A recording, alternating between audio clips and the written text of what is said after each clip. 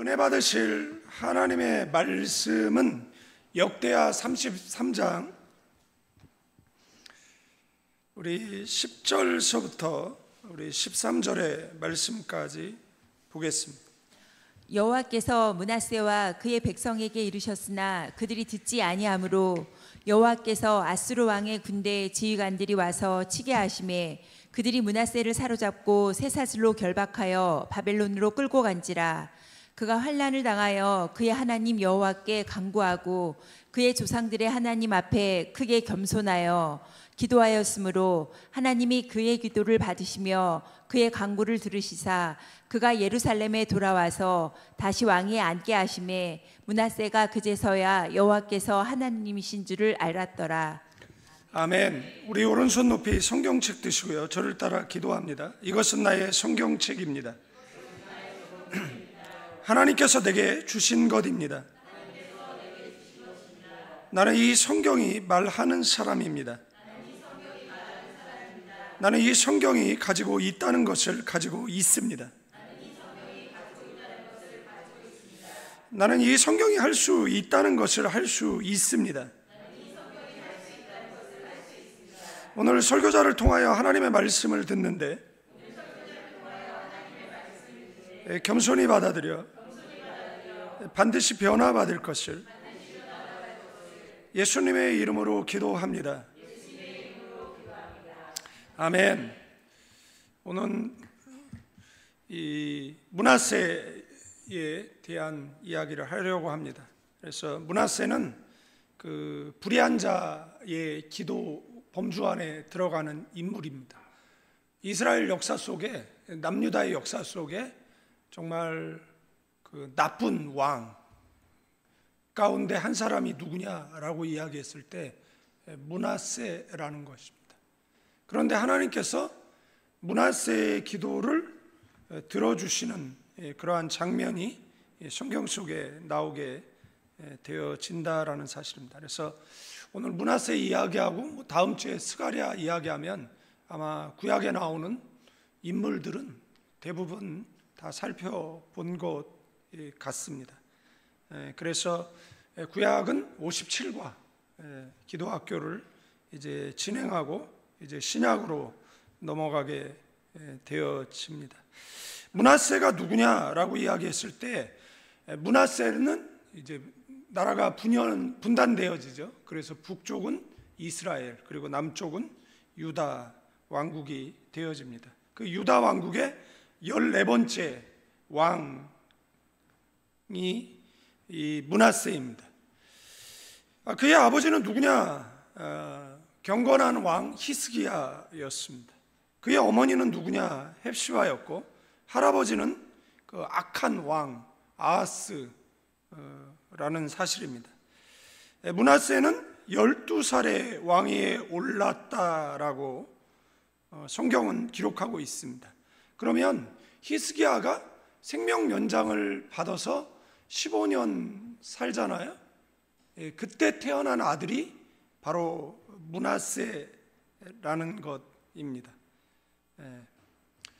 무슨 이유인지 모르겠지만 헵시바가 폐위됐다가 생명 연장 받았을 때 다시 이제 이 사이에서 므낫세가 이제 태어나게 되어집니다.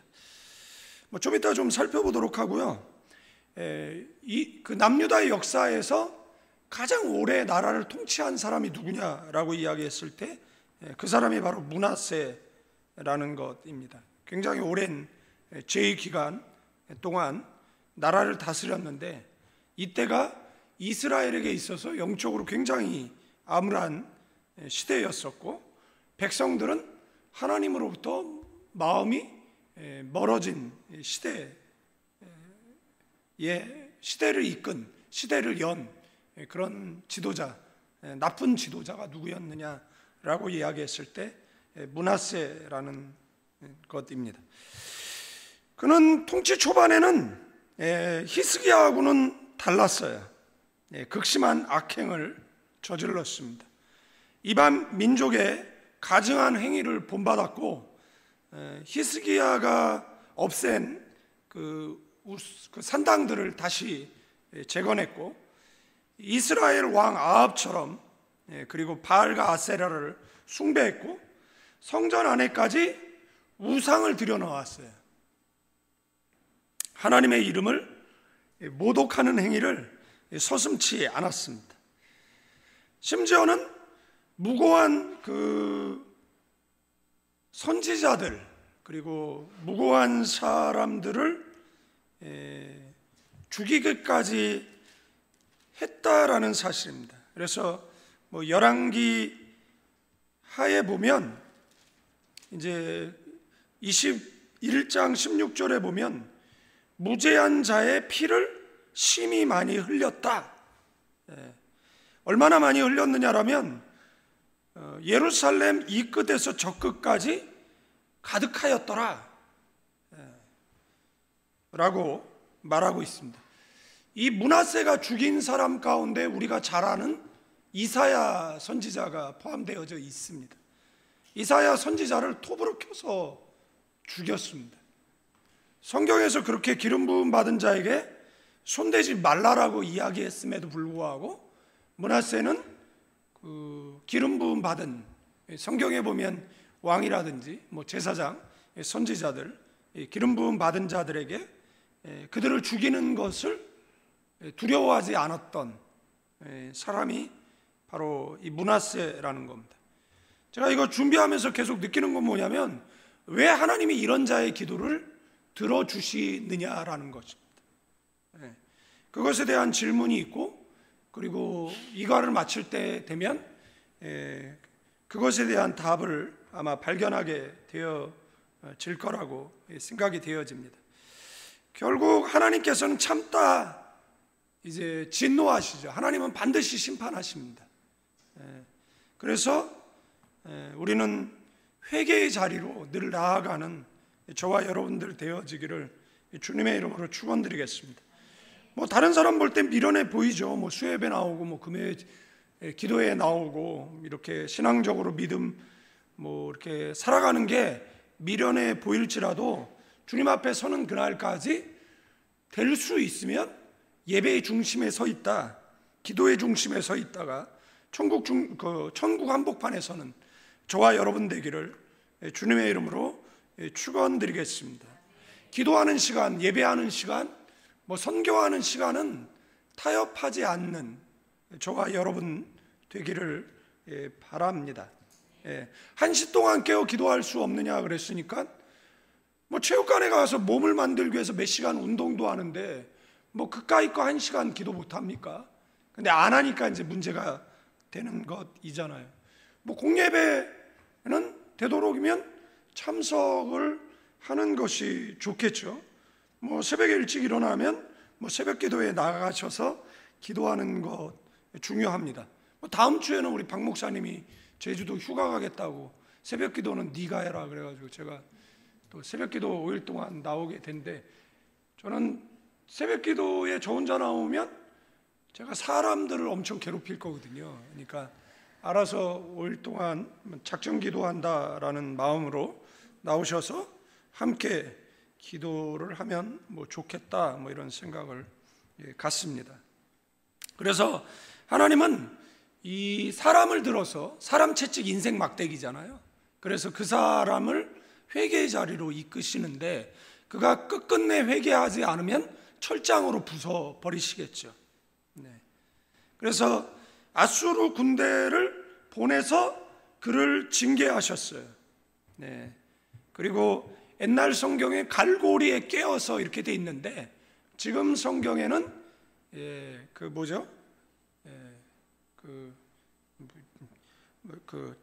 뭐예요? 그거 쇠사슬에 묶여서 이렇게 해외 살다가 오니까 한국말도 잘 안 돼, 영어도 잘 안 되고 그렇습니다. 쇠사슬에 묶여서. 근데 갈고리라고 제가 그 유인물에 써놓은 이유는 저는 그냥 이 옛날 표현이 갈고리 그러면 뭐 이렇게 폭 찍는 걸로 이렇게 훅 찍어가지고 끌고 가는 것 같은 그런 느낌인데 입이 참해진 거죠. 왕이, 여러분들 바벨론까지 끌려갔다 그러면 바벨론이 뭐 가까운 거리인 줄 아십니까?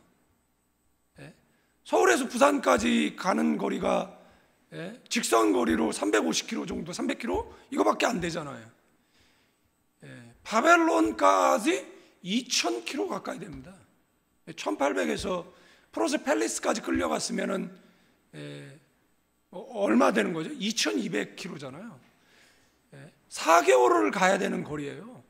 우리가 상상하는 거리보다 훨씬 더 먼 거리를 묶여서 그 쇠고랑에 묶여서 끌려갔다라고 생각을 해보십시오. 얼마나 비참한 그 신세가 되고 말았느냐라는 사실입니다. 그래서 성경을 읽을 때 그가 환난 당하여 여호와께 간구했다 이렇게 돼 있거든요. 그러니까 환난 당하기 전에는 하나님을 찾지 않다가 그가 환난을 당하니까 이제 누구를 찾게 됐다라는 겁니까? 하나님을 찾게 됐다라는 거예요. 그런데 하나님은 이 기도를 들으셨다라고 이야기를 이제 하는 것이잖아요. 그러니까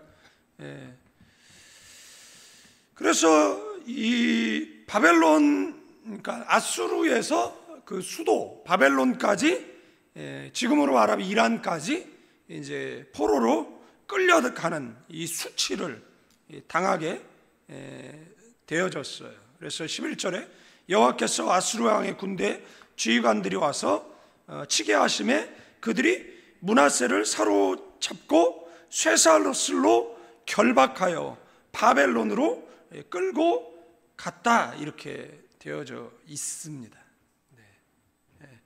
그러나 그곳에서 그는 진심으로 회개했고 간절히 하나님께 기도했고 하나님은 국률로 다시 예루살렘으로 돌아올 수 있는 은혜를 허락하셨다라는 내용을 지금 이 4구절 안에 함축해서 넣어두었다라는 사실입니다. 왜 그랬을까요? 왜 그랬습니까? 우상숭배 때문에 그랬죠. 그의 죄악은 뒤에 나오니까 뒤에 설명을 드리고, 그가 돌아와서 뭘 했을까요? 이 내용을 보시면 므낫세가 그제서야 이 13절에 보면 여호와께서 하나님이신 줄 알았다라는 거예요. 여러분들 포로로 끌려갔다가 하나님의 은혜로 돌아오게 되어져서 그제서야 여호와께서 하나님이신 줄 알게 되었다라는 겁니다. 누가요? 므낫세가요. 그 전까지는 여호와가 하나님이신 줄 몰랐어요. 그래서 좀 살펴보면 말씀드렸던 것처럼 므낫세의 출생 시점이 언제냐라는 겁니다. 이게 히스기야가 병들었다가 15년 생명 연장 받았을 때 이제 므낫세가 출생하게 되어지는데, 제가 말씀드렸잖아요. 왜 히스기야는 16년, 17년, 20년, 30년이 아니라 15년만 연장 받았느냐라는 겁니다. 그러면 15년 연장 받아서 오래 살았느냐라고 얘기했을 때 56세, 55세 이 정도의 유명을 달리하거든요. 그러면 또 생명 연장해달라고 기도를 안 했겠느냐 했는데 거절당하지요. 그리고 결국은 죽게 되어졌어요. 근데 이때 누가 태어나느냐? 므낫세가 태어나요. 이때 대를 이을 이제 왕위 계승자가 태어나게 되어지는 겁니다. 그러면 하나님께서 히스기야에게 얼마나 실망했으면 이제 히스기야로 끝내려고 하셨겠느냐를 우리가 미뤄 짐작할 수 있잖아요. 그러니까 하나님의 역사를 사람이 막아서는 경우가 굉장히 많습니다. 하나님은 사람을 통해서 일하시거든요. 사람을 통해서 하나님의 나라를 확장하기도 하지만 그 사람들이 하나님의 나라의 방해꾼이 될 수 있다라는 겁니다. 구경꾼, 해방꾼 될 수 있다라는 겁니다. 천국 문 앞에 서서 자신도 들어가지 않고 남도 들어가게 하지 못하는 사람이 누구냐라고 얘기했을 때 그런 역할을 하는 것도 사람이라는 겁니다. 그러니까 우리는 다 쓰임 받아요. 하나님 저를 좀 써주세요 이렇게 기도할 필요가 없어요. 악하게 쓰임 받는 사람도 있고 선하게 쓰임 받는 사람도 있어요. 바라기는 저와 여러분들이 하나님 나라 확장에 선한 도구로 사용되어지다가 사도행전 29장에 기록되어지는 믿음의 인물 되어지기를 주님의 이름으로 축원드리겠습니다. 불의한 자로 쓰임받고 신약 성경에 기록되어진 십자가의 원수로 쓰임받고 그러면 안 되는 것이잖아요. 네. 나라들도 쓰시거든요. 아수르도 쓰시잖아요. 아수르를 들어서 지금 누구를 심판하시는 겁니까? 남유다를 심판하시고 그리고 므낫세를 심판하시는, 그래서 저 북한이 끓는 가마가 돼서 남한으로도 기울 수 있는 것이잖아요. 북친 통일을 이룰 수 있기도 한 것이잖아요. 그래서 우리 민족이 우상 숭배가 아닌 정말 민족 복음화를 이루고 복음 들고 동진서진 남진 북진하다가 주님 앞에 어여찌 떳떳이 서는 민족 그리고 나라 저와 여러분 되어지기를 축원드리겠습니다.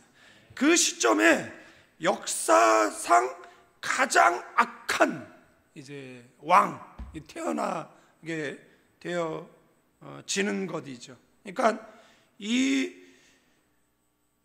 12살에 즉위를 했고, 그리고 히스기야는 유명을 달리 한 거잖아요. 그러면 히스기야는 자식 교육을 제대로 시키지를 못한 것이잖아요. 그러면 히스기야의 교육은 누가 했겠느냐라는 겁니다. 제가 여자들이나 무슨 선교단체 이름을 헵시바로 짓는 사람들 보면 그 성경을 처 안 읽고 저렇게 이름을 짓는다 이렇게 생각하거든요. 지을 이름이 없어서 헵시바라고 이름을 짓습니까? 헵시바가 누군지 모르고 짓나 봐요. 그냥 이름의 뜻만으로 가지고 뭐 이렇게 짓는 것 같아요. 제가 옛날에 제가 감리교 계통의 음악 학교를 좀 다닌 적이 있는데 거기에 또 찬양팀도 헵시바였어요. 그래서 제가 그 리더한테 왜 헵시바라고 하느냐고 이름 바꾸라고 그랬더니 안 바꾸고 헵시바로 한 시대에 크게 쓰임 받으시다가 지금 생존해 계시는지는 잘 모르겠습니다. 그런데 헵시바의 이름의 뜻은 뭐죠? 나의 기쁨은 그녀에게 있다, 이런 뜻을 가지고 있습니다. 그러니까 이름의 뜻은 좋아요. 그러나 헵시바가 누굴 낳았어요? 므낫세를 낳았습니다. 성경이 밝히고 있지는 않지만 므낫세 가정교육은 누가 했을까요? 므낫세에게 신앙교육은 누가 했을까요? 영향력은 누가 미쳤을까요? 라고 이야기할 때 헵시바로 봅니다. 아니면 그의 할아버지 아하스, 그의 할아버지 아하스의 길을 간 사람이 누구냐라고 이야기했을 때 뭐 므낫세라는 것이에요. 그래서 뭐 교인들은 이제 저한테 목회 잘하라고 이야기하죠. 그러면 저는 뭐 다른 사람들처럼 겸손하게 목회를 잘해야죠, 좋은 말씀 해주셔서 감사합니다, 뭐 이렇게 얘기 안 하고 저는 이렇게 얘기할 거예요. 뭐라고 얘기하면 야 너나 똑바로 살아, 네 자식 교육이나 잘해. 저는 이렇게 얘기하지, 너는 가정 목회나 잘해. 뭐 남 목회 잘하고 못하고를 왜 네가 이러쿵저러쿵 얘기해. 뭐 저는 그렇게 이야기를 해요. 그래서 여러분들도 옆 사람에게 인사를 하세요. 가정 목회 잘하시기를 축원드립니다. 이렇게 가정 목회 잘하셔야 돼요. 대를 잇는 충성으로 믿음의 명문가를 이루어야죠. 육적 자녀 없으면 영적 자녀라도 낳아줘. 결혼도 안 하고 전도도 안 하면 어떻게 하라는 거예요? 그잖아요. 그러니까 영적 자녀도 낳아서 뭐 하는 겁니까? 아니 나는 누굴 얘기하려고 한 게 아니라니까요. 그냥 하는 얘기예요. 근데 자꾸 고개를 돌려가지고 특정인을 쳐다보면 저분이 또 괜히 내가 자기 괴롭힌 줄 알고, 난 솔직히 괴롭힐 마음도 없는 사람인데 갑자기 까먹었잖아요. 그죠? 그러니까 저희 아내가 뭐 19시간 산고를 겪고 뭐 저희 딸을 낳았죠.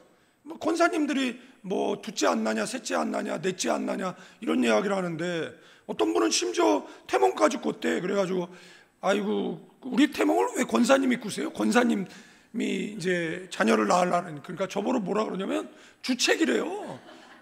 이 나이에 무슨 애냐고. 그러면 내가 말하는 건 주책이고 뭐 자기가 말하는 건 안 주책인가? 태몽을 왜 지 갖고 제가 얘기했잖아요. 저에 관련된 뭐 계시를 받았다, 뭐 꿈을 꿨다라고 얘기하면 제가 해주는 말이 있어요. 아이고, 욕하면 안 되지. 아이고, 네 진짜. 그걸 왜 하나님이 너한테 얘기해? 나한테 얘기해야지. 예? 제가 그렇지 않습니까? 뭐 그런 거. 예? 아유, 네 진짜. 예. 여러분들, 므낫세의 제약은 뭐죠? 므낫세는요 12살에 왕위에 올라가지고 55년 55년 그러면 67세 통치한 거잖아요. 유다 역사상 가장 오래 그리고 동시에 가장 타락한 왕으로 기록되어져 있습니다. 그는 여호와 보시기에 악을 행했다. 그러니까 왕들 열왕기라든지 역대기에 보면 그 왕들의 인생을 규정하는 문장이 뭐예요? 여호와 보시기에 악을 행했다. 여호와 보시기에 뭐 선한 왕이었다. 뭐 이렇게 규정하는 것이잖아요. 아버지가 없앤 그 산당들을 다시 세워서 바알과 아세라를 숭배했어요. 하늘의 1월 성신을 섬겼어요. 심지어는 여호와의 성전 마당 안에까지 우상을 위한 제단을 세웠어요. 성전 모독뿐만 아니라 이거는 뭐 개인의 타락이 아니라 이스라엘 전체를 우상 숭배로 이끄는 이 집단적 폐역이라고 볼 수 있다라는 것이죠. 그래서 성경은 가나안 족속보다 악한 왕, 행위자 이렇게 평가하고 있습니다. 그리고 이 우상의 정각에는 얘기했지 않습니까? 바알 신전이라든지 아세라 신전에는 뭐가 있어요? 미동이 있고 그 다음에 성전 창녀가 있죠. 그러니까 지금으로 하면 호스티스 뭐 이런 남창이들이 있었다라는 거예요. 그래서 점술가와 마법사를 불러서 백성을 미신에 빠지게 했어요. 우리나라 대통령들 보십시오. 우리나라는 참 희한한 나라예요. 다 미신을 따르면서 다른 사람 미신 행위는 또 꼴을 못 봐. 그죠?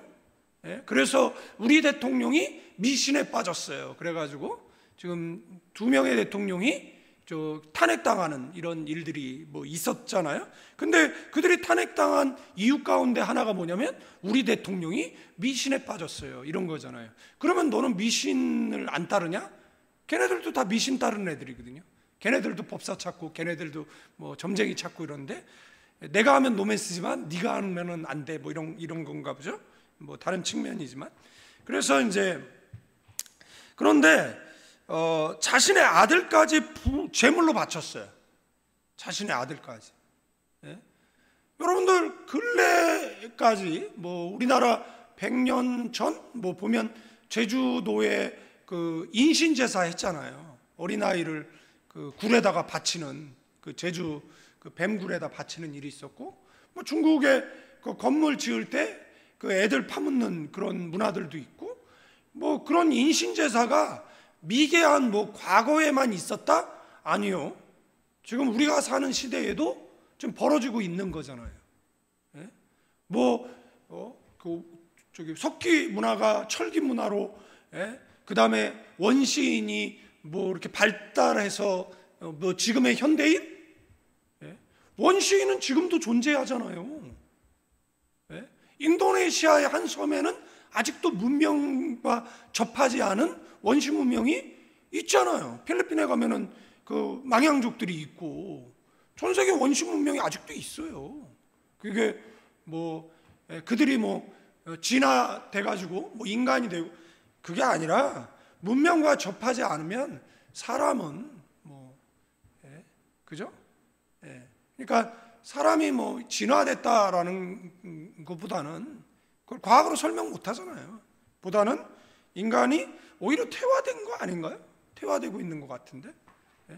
저희 어렸을 때 뭐 어머니가 빨래할 때 뭐 빨래해서 빨래 그 무궁화 비누로 빨래하면 옷이 하얘졌어요. 지금은 뭐 무궁화 비누로 됩니까? 슈퍼타이? 낙스?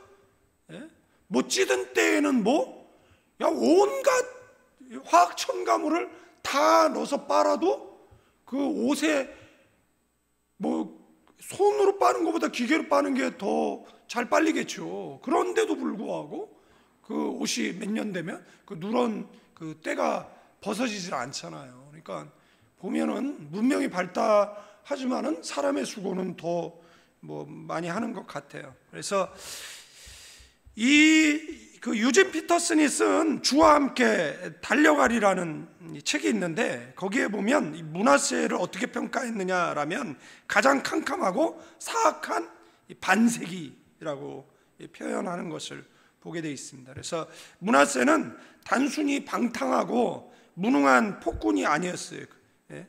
그의 통치하에 외교적으로는 안정이 됐어요. 물질적으로는 번영을 누렸어요. 여러분도 우리나라 뭐 대통령이 뭐 미국하고 친하면 뭐 친미 정책을 필 거고, 중국하고 친하면 친중 정책을 피겠죠. 북한하고 친하면 친북 정책을 피고, 일본하고 친하면 뭐 친일 정책을 피겠죠.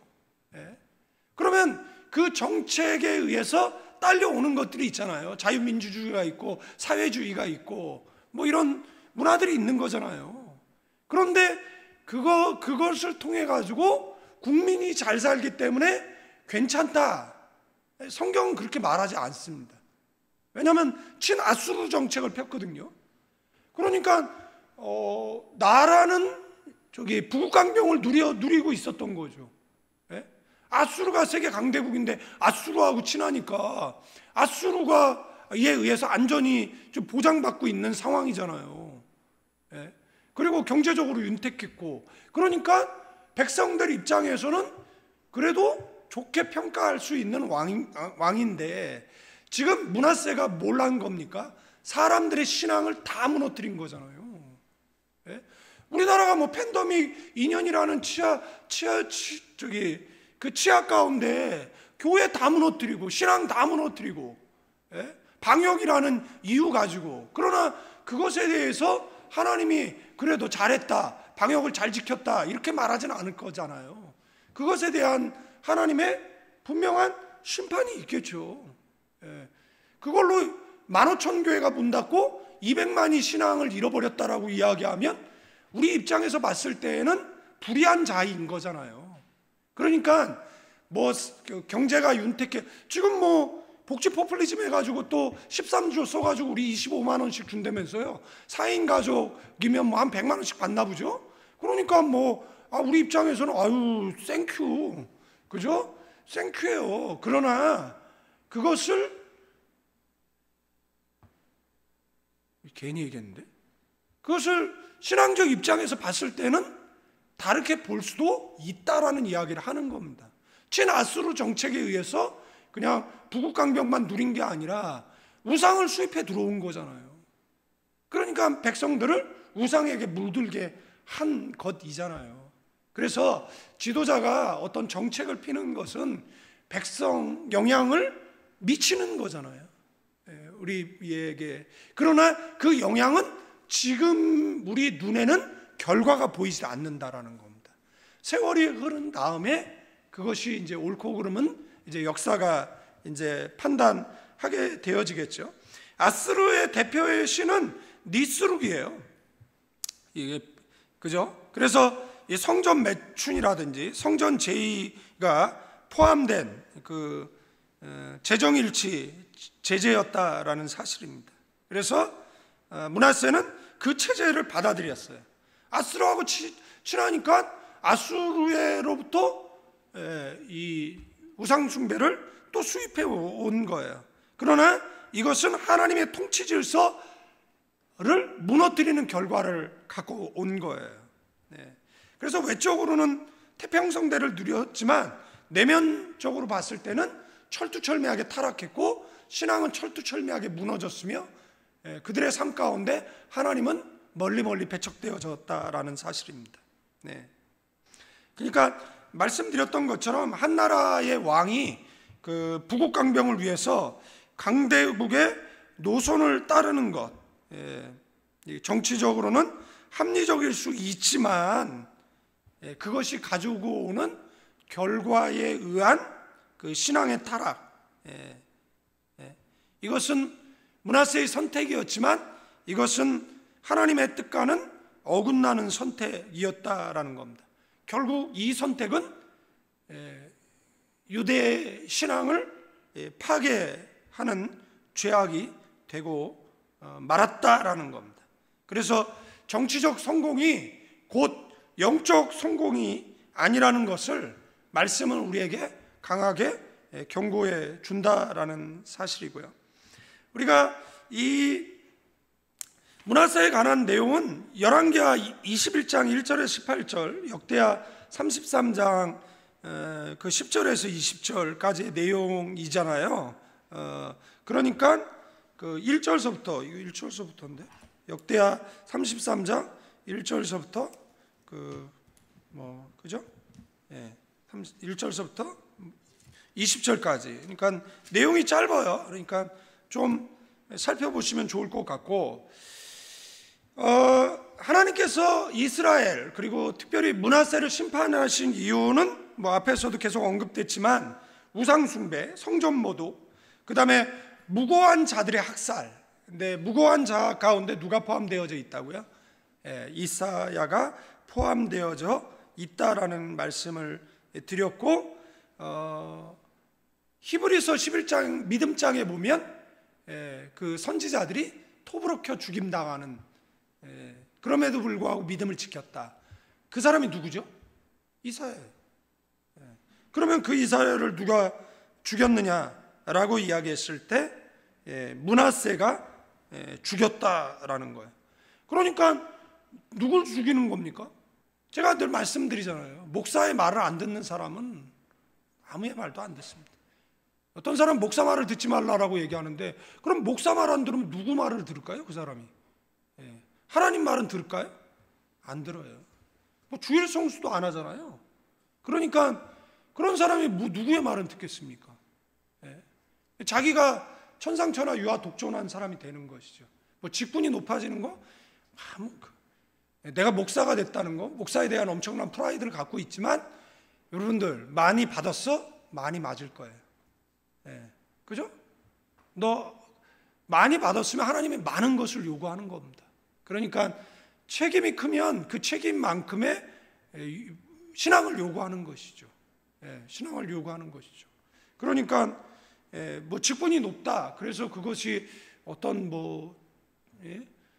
프라이드는 될 수 있을지 모르겠지만, 그거에 따른 책임과 그거에 따른 그 하나님의 그 요구가 있다라는 것 또한 여러분들 기억하셔야 된다라는 사실입니다.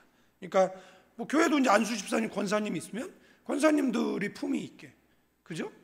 무슨 시장 그 도떼기 아줌마들처럼 얘기 좀 안 하면 좋겠어. 우리는 그런 사람이 없잖아요. 다 이렇게 고상하게 말하시고, 그죠? 고상하게 말하시고, 우리 그렇잖아요. 그러니까 좀 나이가 들면 좀 이렇게 품위가 있어줬으면 좋겠어요. 나이 들어가지고 막 눈을 기고 인상 쓰고 막 그러면 저 마귀 새끼인지 저게 사람 새끼 구별이 잘 안 가요. 목사님들도 나이 들어서 좀 인자해고 막 이래야 되잖아요. 근데 나이 들어가지고 막 혈기가 많고, 그래요. 저한테 얘기하는 거예요. 뭘 그렇게? 그러니까 나이 들어도 좀 이렇게 그랬으면 좋겠어요. 아유, 길 가다 보면은 막 애들 뭐 싸우는 거 보면 완악해. 그러면 저게 저렇게 완악할 일인가? 완악할 일인가? 가끔 이제 이렇게 유튜브 이런 게 보면 막 어떤 애가 막 벤틀리 올라가가지고 그냥 멋지게 부수지요. 애들이 옆에서 야 멋있다 그러죠. 야 인생 못했다 막 이러죠. 걔는 이제 그런 분위기에 막 때려 부시죠. 그리고 엄청난 청구서를 받죠. 지금은 이제 누가 때리면 무조건 맞아야지, 나도 한 싸움 한다 그러다가요 쌍방이에요. 전과자 됩니다. 벌금 얼마 이상 내면 뭐 전과자잖아요. 그러니까 벌금 전과가 생기는 것이잖아요. 그게 이제 늘어나면 가중처벌 받는 거고 이런 것이잖아요. 그러니까 막 지하철에서 싸우고 어디서 싸우면 옆에 있다가 한마디씩 해줘. 아이고 이제 전과자 됐다, 좋겠다 이제 그러면서 지나가죠. 그러면은 놀래가지고 이제 쳐다보거든요. 그러다가 쭈삣쭈삣하고 싸움을 멈추는데, 그럼에도 불구하고 계속 싸우는 사람들이 있어요. 브레이크 고장난 차들처럼. 그런 사람들은 뭐 교도소 가셔야죠. 그렇죠? 그러니까 이렇게 치아스물에게 밝은 미소로 사람들 대하시고, 그래서 좀 나이 들면 좀 품이 있고 그러면 참 좋겠다, 뭐 이런 생각이 생각나서 이제 말씀을 들어 보이는 거고, 여러분들 앞에서 말씀드렸지만 자식을 어떻게 불태워 드려요? 그런데 드렸대요. 자식 불태워 드리는 거나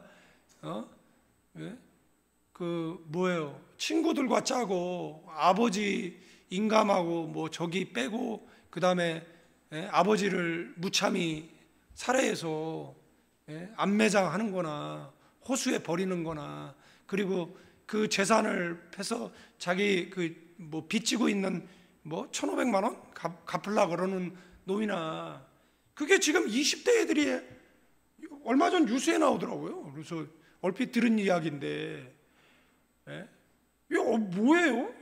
자식을 키워놨더니 무슨 괴물이 돼가지고, 이런 애들은 다 해보면 만몬 숭배자들이거든요.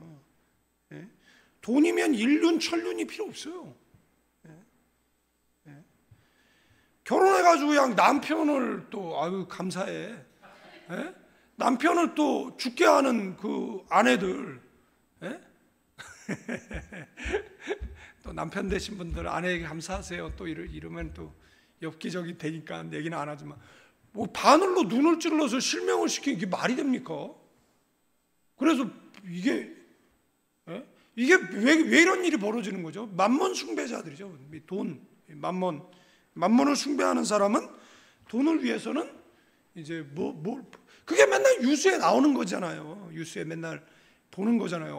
어쩌다가 옛날에는 정말 그런 뉴스가 어쩌다 한번 나왔어요. 어쩌다 한번. 뭐 존속사례도 박한상이라고 이름도 잊어버리지 않는데, 제가 사역했던 교회 근처였기 때문에 그 당시에 그 장로님 권사님이잖아요. 근데 그 미국 유학 갔던 아이가 돌아와가지고 이제 아버지 재산 노리고 이제 그런 일을 벌인 거잖아요. 그러니까 그때의 박한상이라는 애 이름? 근데 지금은 그냥 너무 많은 사람들이 이제 그런 범죄를 저지르고 있으니까, 그 백인 유전 인자 속에서 나온다는 연쇄살인이 지금 동양인들 속에서도 한국인들 속에서도 이렇게 나오는 것을 보잖아요. 그러니까 사람의 양심이 화인맞게 되어지면 이렇게 무너진다라는 거, 이렇게 타락한다는 겁니다. 하나님 없는 사람처럼 지난 주일날 설교했던 21가지의 죄악을 저지르는 그런 것처럼, 그죠? 이 므낫세는 하나님의 말씀을 거절하고 그 하나님의 말씀을 전하는 선지자를 뭐 했습니까? 톱으로 켜서 죽이는 이 극단적인 악행도 저질렀다라는 겁니다. 하나님은 이것을 간과하지 않았어요. 이방 민족을 씻겨야 할 제사장 민족인데, 이들이 이방인들보다 더 큰 죄를 저지르는 거잖아요. 여러분들, 이스라엘 백성이 가나안에 진군시킨 것은 그들이 인신제사 드리는 것 때문에 진군시켜서 진멸케 하셨는데, 지금 일국의 지도자가 자기 아들을 뭐 불태워서 드리는 이런 인신제사를 드린다라고 생각을 해보십시오. 그래서 하나님은 이제 아수르 군대 지휘관을 보내서 이 므낫세를 쇠사슬에 결박해서 어디로 끌고 오게 하는 겁니까? 바벨론으로. 그래서 이것은 죄는 반드시 징계하신다라는 하나님의 이 공의의 실현이죠. 그리고 이 유다 전체 이 하나님의 진노가 임하게 되어지고, 그리고 얼마 있으면 유다는 바벨론에 의해서 멸망해버리고 마는 것이잖아요. 그래서 전에 그 요아스 설교하면서 말씀드렸지만, 기도를 통해서 계속 뭐 하는 겁니까? 딜레이 시켜야죠. 딜레이. 그리고 기도를 통해서 뭘 시키는 겁니까? 상쇄시켜야죠. 가게에 흐르는 저주를 예수 믿어 끊어내야죠. 그러시는 저와 여러분 되기를 축원드리겠습니다. 내가 요나가 되어가지고 내가 그곳에 있는 것만으로도 그 배가 풍랑을 만나고 재산을 다 잃어버리게 하는 그 화근이 되면 안 되는 거잖아요. 우리가 복의 통로가 돼야 되잖아요. 가끔 가다가 우리가 어느 장사 안 되는 가게를 갔는데 조금 있으니까 갑자기 그 테이블마다 다 빈자리가 차면 다 내가 와서 그렇다라고 이렇게 얘기하잖아요. 그죠? 근데 그렇게 왜 말하는 거죠? 교만해서? 아니죠. 내가 복의 근원이다라는 그 자신감 때문에 하는 이야기잖아요. 나로 인해서 회사가 윤택해지고 나로 인해서 국가가 윤택해지는 거, 그러면 우리가 뭐가 돼야 되는 거죠? 복의 근원이 돼야 되는 것이잖아요. 나로 인해 가지고 뭐 회사가 어려워지고 회사가 막, 여러분들 뉴스에 보니까 어떤 뭐 여직원이 회사 돈 공금 유형 뭐 이런 이야기 나잖아요. 뭐 300억을 썼네. 어느 무슨 그 임플란트 제조회사인가? 그 회사는 회사가 망할 뻔할 정도로 돈을 써버린 거잖아요, 직원이. 그러니까 이 감시하는 이게 잘 작동이 안 된 거잖아요. 국가도 어떤 한 사람에 의해서 윤택해질 수도 있고 어떤 한 사람에 의해서 안 윤택해질 수도 있겠죠. 여러분들 뭐 학생 운동할 때 뭐 주한미군 철수해라, 우리나라 우리가 지킨다, 뭐 이런 얘기 많이 했죠. 그러면 여러분들 생각을 해보십시오. 분단 국가에서 주한미군 철수를 해. 그러면 외국 기업들은 따라서 안 갈까요? 그러면 우리나라 경제는 안전한 겁니까? 그러니까 이제 좀 그 21세기에는 무슨 정치적 결단과 무슨 이야기를 할 때는 국익에 도움되는 결정을 해야죠. 기업도 마찬가지죠. 기업 뭐 계속 옥죄서 뭐 기업하라 국유화하고 뭐 이런다고 칩시오. 그러면은 우리나라 어려워질걸요? 불을 보듯 뻔한 거잖아요. 경제를 조금만 알아도 저런 무식한 소리 못 하거든요. 그런데 부가가치 안 붙는다라고 무식한 소리하고 무식한 정책 피고 무식하게 하면 그 피해는 우리 민족이 고스란히 겪게 되는 거잖아요. 우리나라가 고스란히. 그러니까 나라를 위해서 여러분들 기도 좀 많이 하시면 좋을 것 같다라는 보고요. 이 선지자들의 경고, 이 하나님의 긍휼, 그러니까 하나님께서 계속 경고하죠. 선지자를 통해서. 안 들어. 그러니까 옆 사람에게 말로 할 때 듣자. 성경 읽다가 감동하면 듣자. 나이 들면은 60 넘으면 제자로도 안 써요. 왜 안 씁니까? 듣습니까? 고집을 안 꺾잖아요. 이랬으면 더 좋겠다라고 얘기도 안 들어요. 그러면서 계속 고집 부리잖아요. 그럼 누가 듣습니까? 안 듣는데. 그러니까 말할 때 들어야 돼. 그리고 조그만 손해. 아까 전에 집사님이 5,000원을 주워 오셨어요. 이거 누가 잊어버렸는데 그 사람은 그냥 5,000원 잃어버린 걸 알면 찾아야죠. 내가 5,000원 손해 본 거잖아요. 5,000원 큰 거예요. 인형 뽑기 5번 할 수 있는 돈이에요. 소연이가 뽑아오는 열쇠고리는 10번 할 수 있는 정말 큰 돈이에요. 그러니까 큰 돈이잖아요. 그러면은 그냥 조그만 걸 잊어버렸다, 그러니까 뭐 괜찮다, 이걸로 말면 안 되죠. 계속 생각을 해야죠. 여러분들, 성경은 생각하지 말라라고 한 적이 없어요. 언제 성경이 생각하지 말라 그랬어요? 막 세상 심리학에서 뭐 생각해서 안 되는 거 포기하라 뭐 이런 얘기하는데, 예수님 번민하여 죽을 때까지 고민하셨어요. 무슨 소리하고 앉아 있어요? 하나님의 영광을 위한 것이다 라고 이야기하면 땀방울이 핏방울 되도록. 그래서 책 중에 몰립의 힘이라는 제목의 책이 있잖아요. 몰립에서 뭐가 나오는 거죠? 에너지가 나오는 거잖아요. 몰립에서 그 위기를 돌파할 수 있는 방법과 그 돌파력이 나오는 것이잖아요. 그러니까 성경은 생각하지 말란 적이 없어요. 생각해야죠. 앞으로 인생을 어떻게 살아야 될까? 어떻게 하면 잘 살까? 어떻게 하면 하나님의 뜻에 부합한 인생을 살 수 있는가? 나는 왜 지금 이런 고난을 겪는가? 계속 생각을 해야죠. 그래서 죄의 문제다 그러면은 회개하고 툴툴 털고 그 다음에 일어나서 천성을 향한 행진을 해야죠. 아니면 주님 영광에 살다 보니까 겪는 고난이다 그러면 자랑스러워해야죠. 자랑스러워하는 거죠. 그렇지 않습니까? 뭐 주님을 위해서 청빈하게 살아고 그러면 자랑이죠. 그런데 뭐 믿음으로 살지도 않으면서 그런 것 이다라 그러면 생각은 좀 해봐야죠. 생각 없이 살면 안 돼요. 그래서 어떻게 한다라고요? 가치 있는 생각은 범민하여 죽을 때까지 생각해야죠. 거기서 뭐가 나오는 겁니까? 힘이 나오는 것이잖아요. 근데 말로 할 때 안 들었어요. 그래서 막대기 몽둥이. 그래서 결국은 아수르가 여러분들 이스라엘하고 화친한 나라잖아요. 예? 우리가 전쟁 나면은 중공군이 참전하잖아요. 전쟁 나면 북한에 러시아가 참전하잖아요. 예?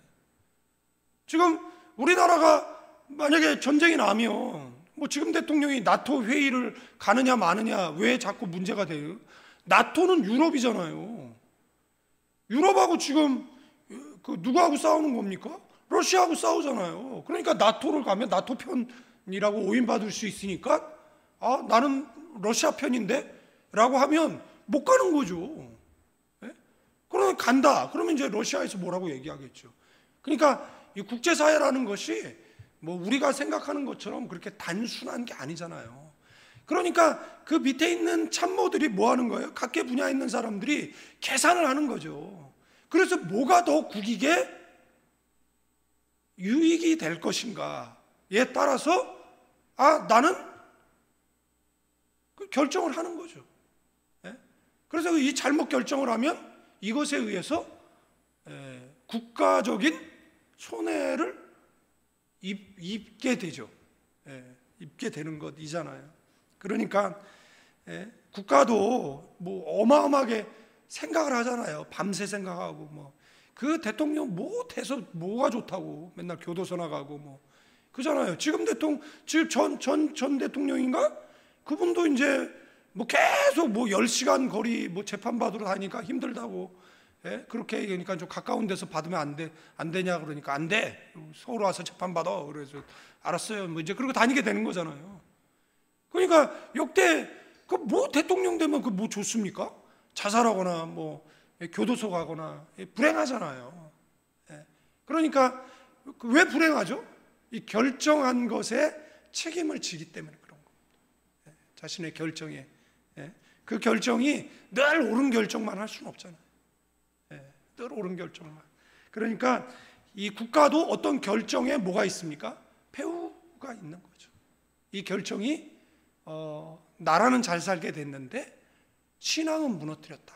그러면 결국은 그래서 하나님의 심판을 받게 됐다라는 것이잖아요. 우리는 어떻습니까?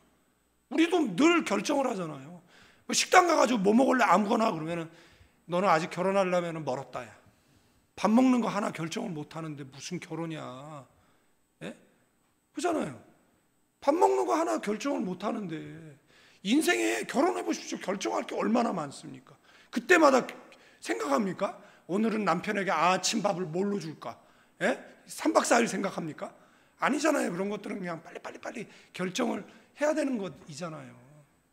인생도 그런 거잖아요. 뭐 뭐든지 그냥 빨리 결정하고 중요한 결정은 정말 심사숙고해서 결정을 하는데 그 결정에 의해서 우리의 미래과 신앙도 마찬가지죠. 믿음 생활 할 거냐 안 할 거냐, 교회를 갈 거냐 안 갈 거냐, 기도를 할 거냐 안 할 거냐 다 결정이에요. 그리고 그 결정에는 결과가 따르는 것이잖아요. 그리고 그 결정은 또 하나의 체험입니다. 내가 이렇게 결정을 했더니 내 인생은 더 유익했다. 내 인생은 더 윤택했다. 그러니 나는 앞으로도 이런 결정을 하고 살 거야 라면서 계속 그 결정을 따라 사는 거잖아요. 그래서 이 므낫세의 결정이 후대에까지 영향을 미치는 것이잖아요. 결국은 므낫세가 이제 돌아와서 개혁을 하지만 그 개혁은 므낫세 사후 이후에 어떻게 됩니까? 죄의 습성을 따라가는 거죠. 자, 보세요. 우리가 에스카레터 내려오면 대부분 특별한 목적이 없으면 오른쪽으로 돌아요. 그래서 오른쪽, 백화점에 딱 가면 오른쪽에 뭐가 있어요? 루이비통이나 샤넬이 있죠. 이제는 그 상표 가치가, 옛날엔 루이비통을 샤넬이 이길 수 없었어요. 매출의 2배였으니까. 그래서 루이비통이 있었어. 그런데 지금은 샤넬이 따라잡았으니까 샤넬이 있어. 지금은 왜 오른쪽에 있어요? 왼쪽에 있으면 안 됩니까? 옛날 뉴스 검색해 보세요. 루이비통하고 샤넬이 롯데백화점에서 이 오른쪽 자리를 놓고 싸웠어요. 그랬는데 롯데에서 샤넬이 만약에 우리 오른쪽 안 주면 나가겠다 그러니까 롯데에서 그래 나가 그랬어요. 그래 나간 적이 있어요. 뉴스 찾아보세요. 그럼 오른쪽을 왜 선점하려고 했느냐라고 얘기했을 때, 백화점 오른쪽 가게가 왼쪽 가게보다 비싸요. 왜 비싸요? 사람들이 오른쪽으로 놀거든요. 우리 왼손 쓰려고 그러면 복달아난다고 왼손 그렇게 못 쓰겠어요. 그래서 우리나라의 그 예술적 그 재능 있는 사람들이 옛날엔 많지 않았어요. 그런데 지금 누가 애들 왼손 쓰는 거 뭐라고 얘기합니까? 왼손을 써야 우뇌가 발달하고 오른손 써야 자뇌가 발달하는 거잖아요. 그러니까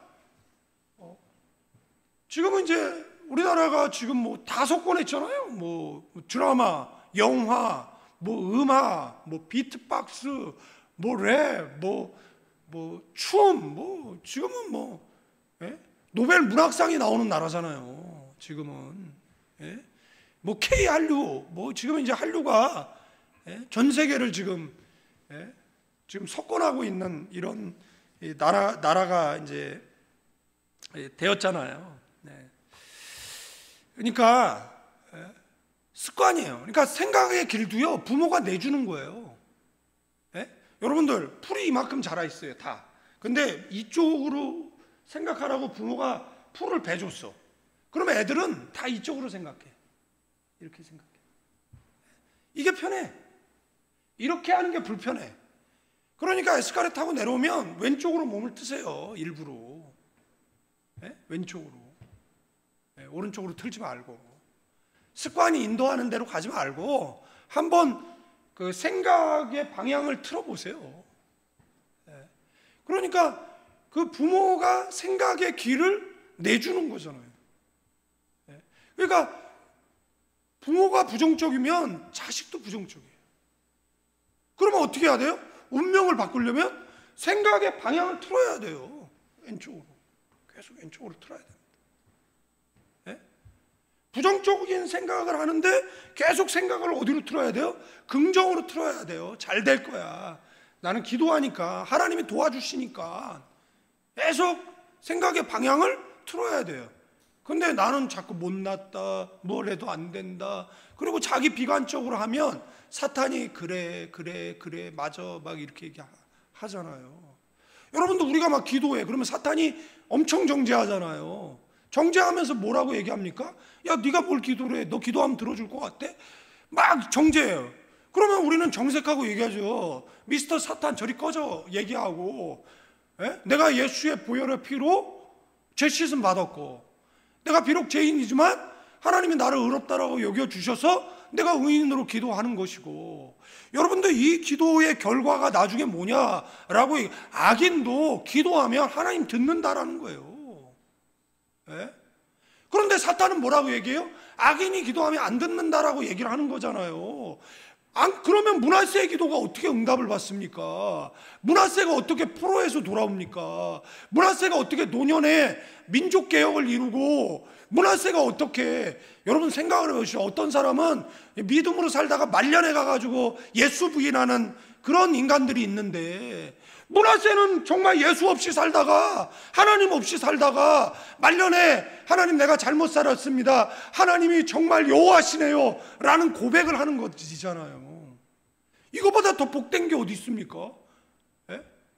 어떻게 해도 죽든 가든 천국 가는 거잖아요. 정말 믿음으로 살았는데 못 가, 말년에 가가지고 뭐 귀신에 뒤집었었는지 뭐에 뒤집었어가지고 죽 써가지고 다 개줘버리는 이런 사람들 많잖아요. 얼마 전까지 정말 믿음의 사람인 줄 알았는데 나중에 다 쏟아버리는, 개가 그 토한 거, 돼지가 그 토한 거, 그것을 그 토한 그 더러운 것을 다시 집어먹는 그런 신세로 전락하는 그런 신앙인들 있잖아요. 그런데 므낫세, 제가 이걸 설교해야 되나 말아야 되나, 근데 제가 오늘 스가랴를 하려고 원고를 다 작성해 놓고 그 다음에 너무 스가랴가 방대하고 좀 힘들어가지고 제가 그 원고를 적고 아침부터 일어나가지고 지금 원고 바꿔가지고 온 거예요. 에휴, 그러든가 알든가 여러분들이 뭐 알겠어요.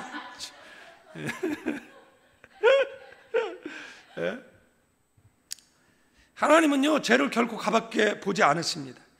이 모든 가정, 오늘 이 말씀을 통해서 그 거절했고, 그 다음에 그 자기 생각에 아스루하고 하친하는 것이 부국강병의 그 뭐 요인 뭐 이렇게 생각을 했는데 알고 봤더니 역사의 주관자는 하나님이셨다, 뭐 이런 거잖아요. 그래서 므낫세는 어떻게 되는 거죠? 이제 환난 가운데 서게 되어지는 겁니다. 사람 채찍 인생 막대기가 되는 겁니다. 므낫세가 유다 역사상 가장 악한 왕으로 불릴 만큼 우상숭배, 악행을 일삼았어요. 바벨론 포로지에서 큰 환난을 당하고 진심으로 회개하고 하나님께 간절히 기도했어요. 그 내용이 오늘 12, 13절 이렇게 나오잖아요. 그런데 성경에 없는 므낫세의 기도라는 게 있습니다. 외경에 속하는 문헌인데 자신의 죄를 회개하고 드린 기도 한 15절 정도 되어지는데, 이게 러시아 정교회는 이것을 제2경전으로 인정을 하고 그냥 카톨릭은 한 부록 정도로 인정을 하고 우리 개신교는 인정하지 않습니다. 그래서 이 므낫세의 기도를 뭐 좀 참고적으로 읽어드리면 여기에는 뭐 2절밖에 안 나오잖아요. 2절 뭐 12, 13절. 그가 환난 당하여 그의 하나님 여호와께 간구하고 그의 조상들의 하나님 앞에 크게 겸손하여 기도하였으므로 하나님의 그의 기도를 받으시며 그의 간구를 들으시사 그가 예루살렘에 돌아와서 다시 왕위에 앉게 하시매 므낫세가 그제서야 여호와께서 하나님이신 줄 알았더라. 여러분들, 역대하 기자가요 므낫세에 대해서 뭐 말 많이 쓰는 것을 원치 않았어요.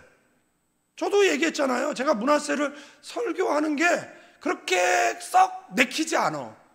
왜냐면 여러분들 생각을 해요. 평생을 반기독교적으로 살던 애가 죽기 일보 직전에 회심했어요. 그리고 회개했더니 하나님께서 구원해 주셨다. 그러면 뭔가 좀 어렸을 때부터 믿음으로 살고 있는 우리들은 좀 짜증이 약간 나기도 하지 않나 하는 그런 불필요한 생각을 좀 가져보게 되어진다라는 겁니다. 제가 그렇다는 게 아니라 그런 사람들도 있지 않겠느냐, 뭐 이런 이야기를 드려보는데, 이 므낫세의 기도의 내용을 읽어드리면요, 전능하신 주 하나님, 우리 조상 아브라함과 이삭과 야곱의 하나님이시여, 하늘과 땅과 바다와 그 안에 있는 모든 것을 지으신 이시여, 주께서는 하늘의 모든 군대를 다 복종하게 하시며 그 앞에서 하늘의 권능이 떨며 주의 영광을 참을 수 없사오니 주께서는 인자하시고 오래 참으시며 자비로우시며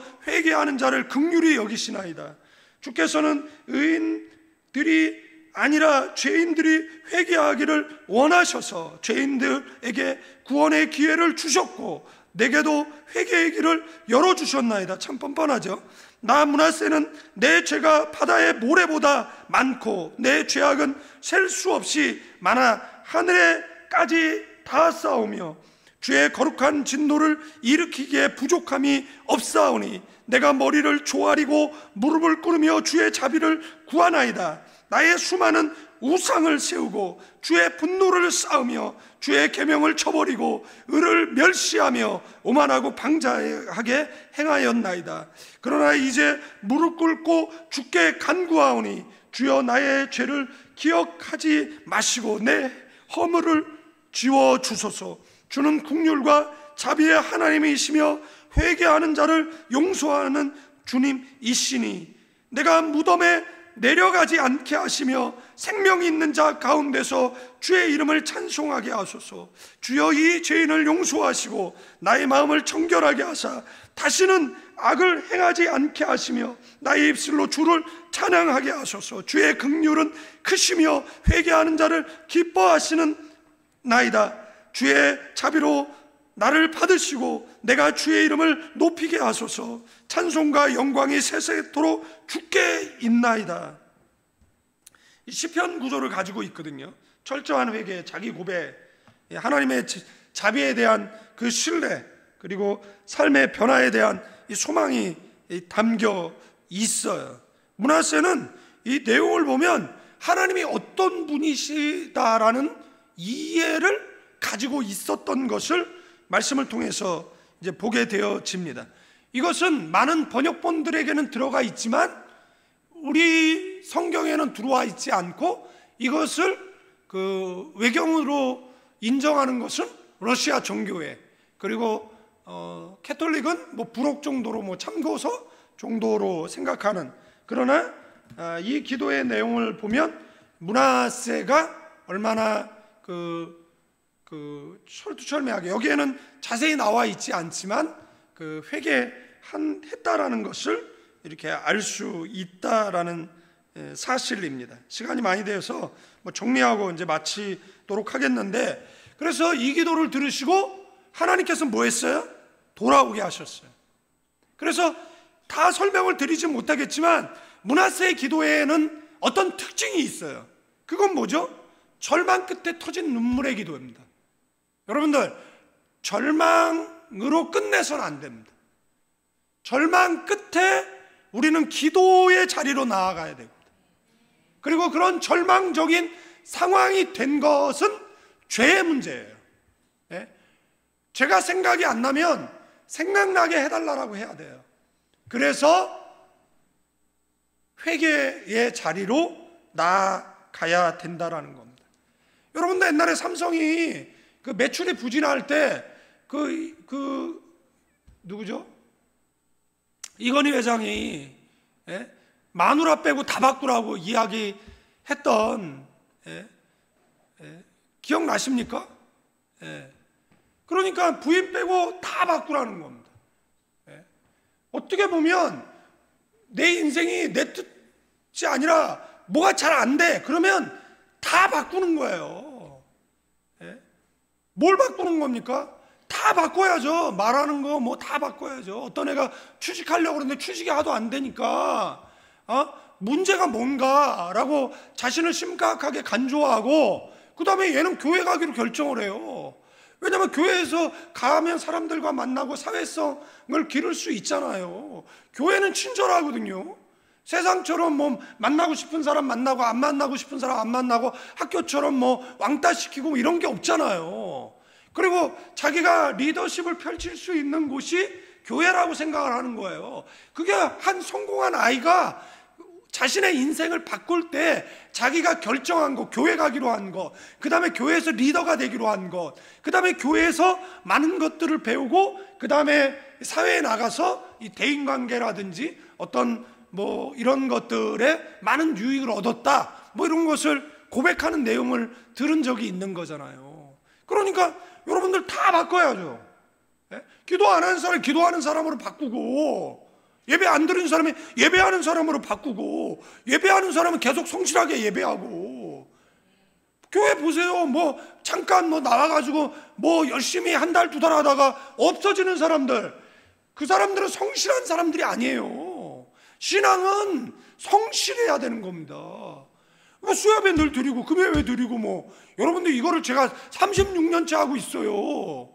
그렇다고 매너리즘에 빠져가지고 아유 이번 주 수요일은 가기 싫다, 이번 주 금요일은 가기 싫은데 어디 놀러 갈 데 없을까, 뭐 이 생각하는 줄 압니까? 아니에요. 매주 수요예배를 기도하고 금요예배 기도하고 주일 예배 기도하고 다음 주 새벽 예배를 나와야 되니까, 그러면서 계속 뭐 하는 겁니까? 감사함으로 예배하고 주님 앞에 서는 그날까지 반복적으로 이 일을 계속 하는 것이죠. 그러면 하나님께서 뭐라고 해야 합니까? 너는 적은 일에 충성하니까 내가 너에게 이보다 더 큰 일 맡기리라 하고 해서 계속 일을 맡기시는 거지죠. 그러나 이거는 뭐 내려놓을게요, 저것도 내려놓을게요, 그러다가 하나님께서 천국도 내려놓게 할 것이다. 예? 그러니까 건방지게 뭘 내려놓는다 이런 소리는 하지 말고, 여러분들 남이 버린 십자가를 주워들자. 할렐루야. 예? 그래서 못다한 얘기는 다 읽어보시면 좋을 것 같아요. 결론적인 얘기 그 7번만 읽고 마치도록 하겠는데, 하나님께서는 므낫세의 회개를 외면하지 않으셨어요. 그를 다시 예루살렘으로 돌아가게 하셨어요. 왕위를 회복시켜 주셨어요. 멋지지 않아요? 하나님이 처음 상태로 다 회복시켰어요. 예. 므낫세는 그제서야 여호와께서 하나님이신 줄 알게 되었다.